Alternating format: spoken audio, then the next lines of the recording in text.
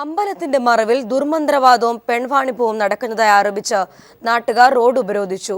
തിരുവനന്തപുരം കൈമനം തിരുവല്ലം റോഡാണ് നാട്ടുകാർ ഉപരോധിച്ചത്. ഹൈന്ദവ വിരുദ്ധമായ പൂജകൾ ചോദ്യം ചെയ്ത യുവാവിനെ കേസിൽപ്പെടുത്തി റിമാൻഡ് ചെയ്ത നടപടിയിൽ പ്രതിഷേധം വ്യാപകമാവുകയാണ്.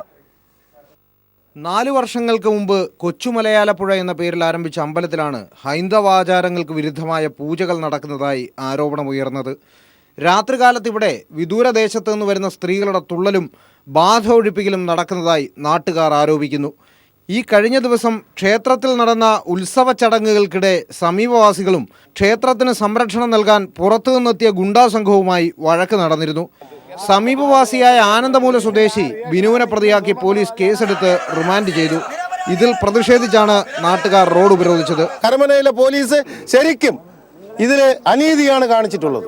അതുകൊണ്ട് ഞങ്ങൾ ഈ അമ്പലം പൊളിച്ചു മാറ്റാനായി ഇവിടെ ഒരു ആക്ഷൻ കൗൺസിൽ രൂപീകരിച്ചിട്ടുണ്ട്. ആ ആക്ഷൻ കൗൺസിലാണ് ഇവിടെ ഇന്ന് ഈ റോഡ് ഉപരോധം നടത്തുന്നത്.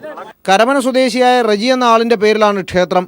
ഇയാൾ നേരത്തെ ചായക്കട നടത്തുകയായിരുന്നു. ശേഷം വിദേശത്തു നിന്നും തിരികെ വന്ന ഇയാൾ കിള്ളിപ്പാലത്തിന് സമീപവും ഇത്തരത്തിൽ തട്ടിപ്പ് നടത്തിയതായി നാട്ടുകാർ പറയുന്നു.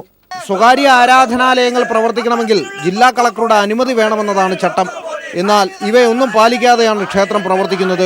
അനുമതിയില്ലാതെ പ്രവർത്തിക്കുന്ന ക്ഷേത്രം നടത്തിപ്പുകാരനെ അറസ്റ്റ് ചെയ്യണമെന്നാവശ്യപ്പെട്ട് വരും ദിവസങ്ങളിൽ പ്രക്ഷോഭം ശക്തമാക്കാനാണ് നാട്ടുകാരുടെ തീരുമാനം. News bureau, Thiruvananthapuram.